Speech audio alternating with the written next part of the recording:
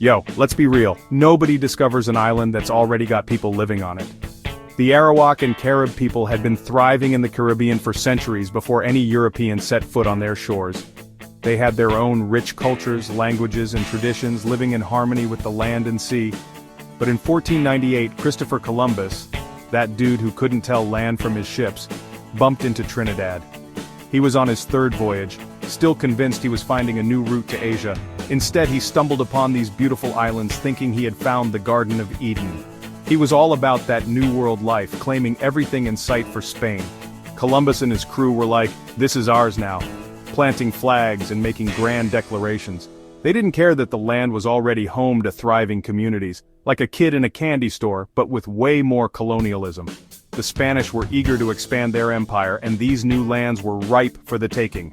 They saw endless opportunities for wealth and power, completely disregarding the lives and cultures of the indigenous people. Now Tobago, that little island chilling just off the coast, it was a gem in the Caribbean with its lush landscapes and pristine beaches.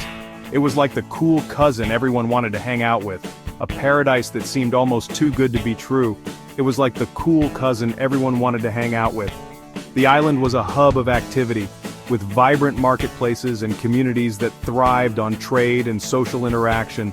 The people of Tobago had a unique culture that was a blend of their indigenous roots and influences from their interactions with other Caribbean islands. The Spanish weren't the only ones eyeing it. The British and French were also drawn to Tobago's allure. They saw the island as a strategic point for expanding their own empires and were ready to fight for control. The British and French were all, "Scoot over, we want a piece of this paradise." They sent their ships and soldiers, each determined to claim Tobago for themselves. The island became a battleground for colonial powers, each vying for dominance. Poor Tobago changed hands more times than a hot potato at a family reunion.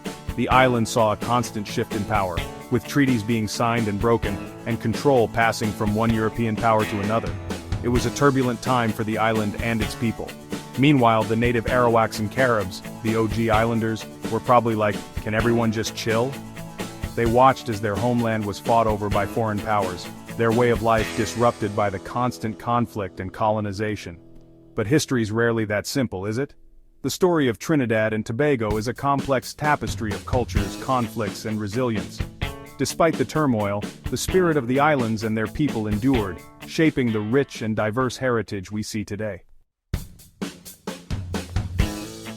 For a while, it was all about the Spanish. They arrived in Trinidad in the late 15th century, and from then on, they were determined to make their mark. The Spanish were not just passing through, they were here to stay, and they wanted everyone to know it. They ran the show in Trinidad, trying to make it their own little slice of Europe. They built grand colonial buildings in Port of Spain and established sprawling plantations. The Spanish influence was everywhere, from the architecture to the very layout of the towns. They brought in cocoa and sugar, turning the island into a sweet, sweet moneymaker. These crops were not just for local consumption, they were exported to Europe, bringing wealth to the Spanish crown. The plantations became the backbone of the island's economy. But you know what's not so sweet? Forced labor. The Spanish relied heavily on the labor of enslaved Africans to work their plantations. This dark chapter in history is a stark reminder of the human cost of colonial ambitions. Yeah, not cool, Spain. Not cool. The oppressive regime led to numerous uprisings and resistance from the local population and enslaved workers.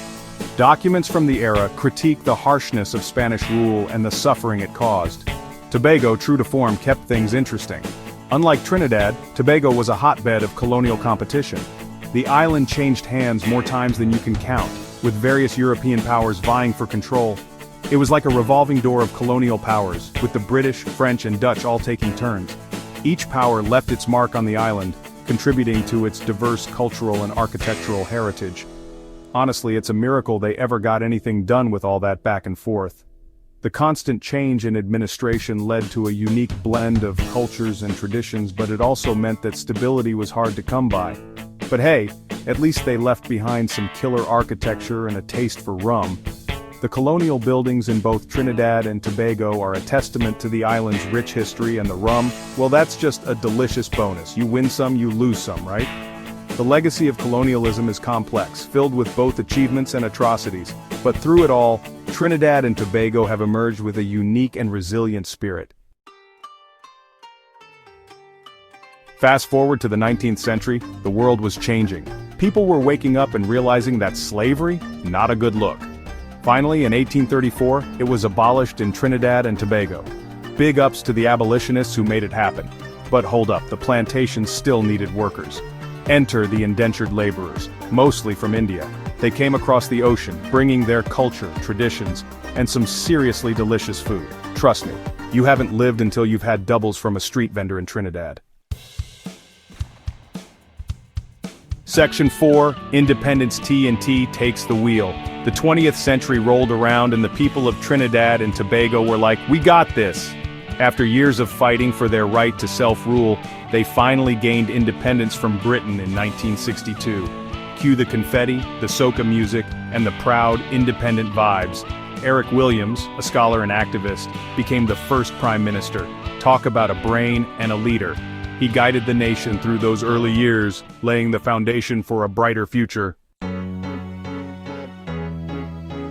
Section 5, Black Gold and a Booming Economy. Time to party. Now remember those oil reserves we talked about earlier? They finally hit the jackpot. Oil and gas discoveries turned Trinidad and Tobago into a Caribbean economic powerhouse. Suddenly everyone was rolling in dough. Well, not everyone, but you get the idea. With newfound wealth came development, infrastructure, and let's be real, some epic parties. Because when you're sitting on a gold mine, or should we say an oil well, you gotta celebrate, right? Section 6, Carnival and Beyond, a Cultural Kaleidoscope. Trinidad and Tobago is a melting pot of cultures, a place where the world comes together in a vibrant, harmonious blend. You have African drummers, Indian dancers, and Chinese New Year celebrations, all coexisting and enriching the cultural landscape. European influences are also evident, creating a beautiful, vibrant tapestry that tells the story of a diverse heritage. And how do they celebrate this incredible diversity? With Carnival, baby! It's the ultimate expression of their cultural fusion. Imagine feathers, elaborate costumes, and the infectious rhythms of soca music filling the air. People dance in the streets for days on end, losing themselves in the joyous celebration. It's like Mardi Gras on steroids, a massive party that brings everyone together in a shared experience of joy and unity. The streets are filled with people from all walks of life, celebrating together as one. But it's not just about the festivities, there's a deeper meaning behind the celebration. Carnival is deeply rooted in history, resistance, and the struggle for freedom. It's a powerful expression of the freedom to be yourself, to celebrate your heritage, and to come together as a community.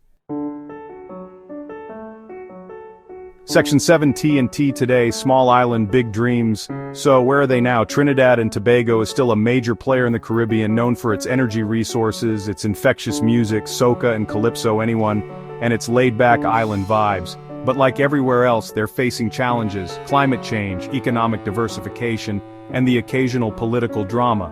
But through it all, the people of Trinidad and Tobago remain resilient, resourceful, and always down for a good time, because that's how they roll in paradise.